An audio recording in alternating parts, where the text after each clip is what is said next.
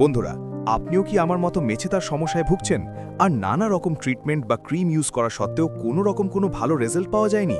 তাহলে আজকে আমি আপনাদের সাথে এমন একটা টোটকা শেয়ার করব যেটা ইউজ করলে 7 দিনের মধ্যে পুরনো কালো মেছেতার দাগ খুবই সহজে পরিষ্কার হয়ে যাবে। আর এই টোটকাটি তৈরি করা ইউজ করা দুটোই খুবই সহজ। প্রত্যেকটি জিনিস আমাদের বাড়িতেই থেকে থাকে। তো চলুন ভিডিওটি শুরু করা যাক। তো বন্ধুরা, এই টোটকাটি তৈরি করার জন্য প্রথমেই আমাদের নিয়ে নিতে হবে পেঁয়াজ।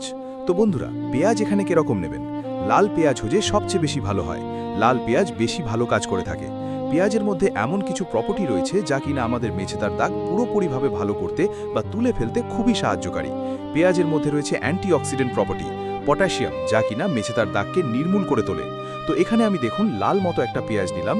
এবার পেঁয়াজের খোসা ছাড়িয়ে পেঁয়াজটাকে গ্রেট করে নেব। তো গ্রেটার দিয়ে আমি গ্রেট করছি, চাইলে আপনারা পেঁয়াজের পেস্টও তৈরি করে নিতে পারেন। যেটা আপনাদের সুবিধা মনে হয় সেইভাবেই পেঁয়াজের পেস্ট আপনাদের তৈরি করে নিতে হবে। মোট কথা এখানে আমাদের পেঁয়াজের যে জুস, পেঁয়াজের যে রস, সেই রসের ইউজ করব। আরেকটা কথা বলে রাখি, হয়তো আপনাদের মনের মধ্যে ডাউট রয়েছে যে পেঁয়াজের রস ইউজ করলে মুখের মধ্যে লোম গজাতে পারে। কিন্তু বন্ধুরা, এই টোটকাতে আমি পেঁয়াজের রসের সাথে এমন কয়েকটি জিনিস মেশাবো যার সাহায্যে পেঁয়াজের রস মুখের মধ্যে ইউজ করলে মুখের মধ্যে কোনো লোম গজাবে না, বরং আপনাদের মেছেতার দাগকে নির্মূল করে দেবে, গোড়া থেকে তুলে ফেলে দেবে। ঠিক আছে?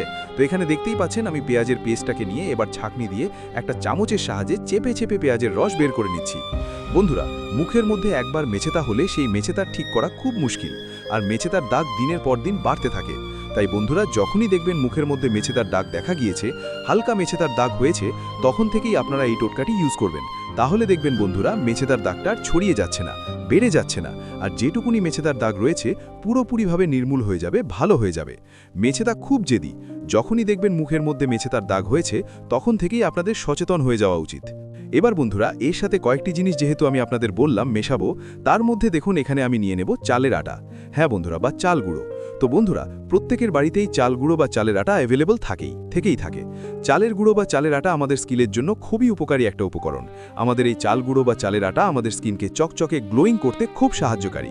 তারই সাথে সাথে খুব সুন্দর মতো একটা স্ক্রাবও হয়ে থাকে, যার ফলে ডেড সেলগুলো রিমুভ হয়ে যায়, মুখের নোংরাগুলো রিমুভ হয়ে যায়, আর মেছেতার দাগও রিমুভ হয়ে যায়। তারপরে বন্ধুরা, আমাদের নিয়ে নিতে হবে রোজ ওয়াটার, মানে গোলাপ জল।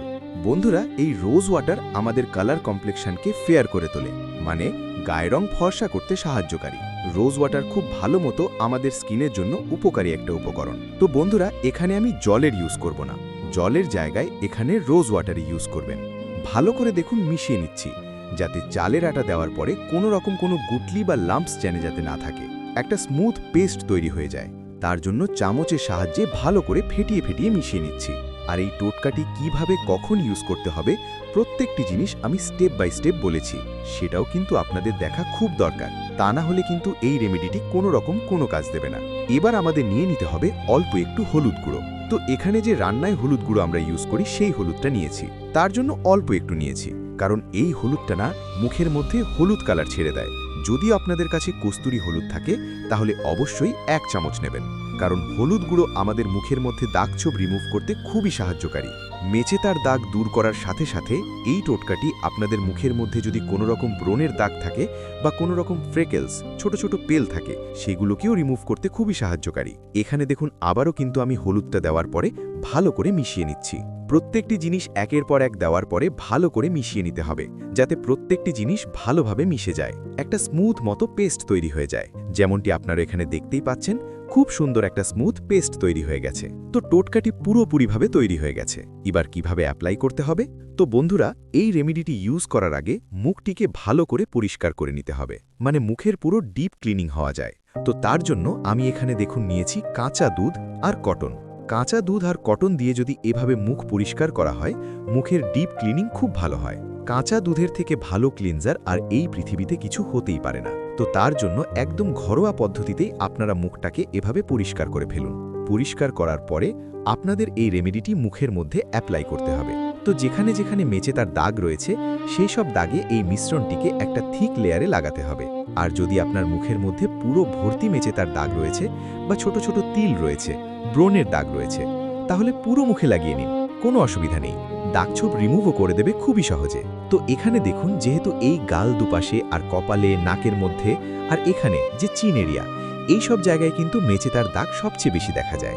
আর আমি এখানে নোজ এরিয়াতেও লাগাচ্ছি, এতে না ব্ল্যাক হেড হোয়াইট হেডও পরিষ্কার হয়ে যায়। তার জন্য আমি নোজ এরিয়াতে দেখুন এভাবে লাগিয়ে নিলাম। লাগিয়ে নেওয়ার পরে এবার আমাদের কিছুক্ষণ রাখতে হবে, মোটামুটি 10 মিনিট পর্যন্ত রাখতে হবে। 10 থেকে 20 মিনিট রাখবেন, তবে রোদে থাকবেন না, অবশ্যই ছায়াতে থাকতে হবে।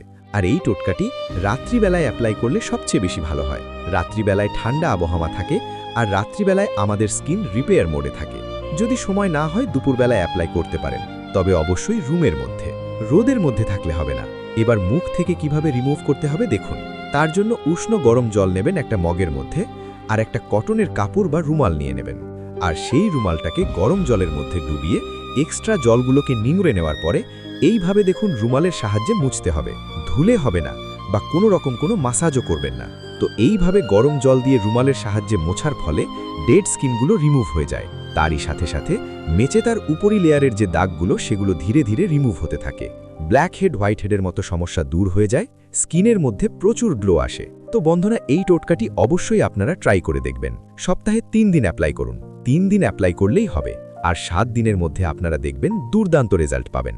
কিন্তু যেভাবে স্টেপ বাই স্টেপ তৈরি করে ইউজ করতে বলা হয়েছে ঠিক সেভাবে অ্যাপ্লাই করতে হবে, তা না হলে কিন্তু ভালো ফল পাওয়া যাবে না।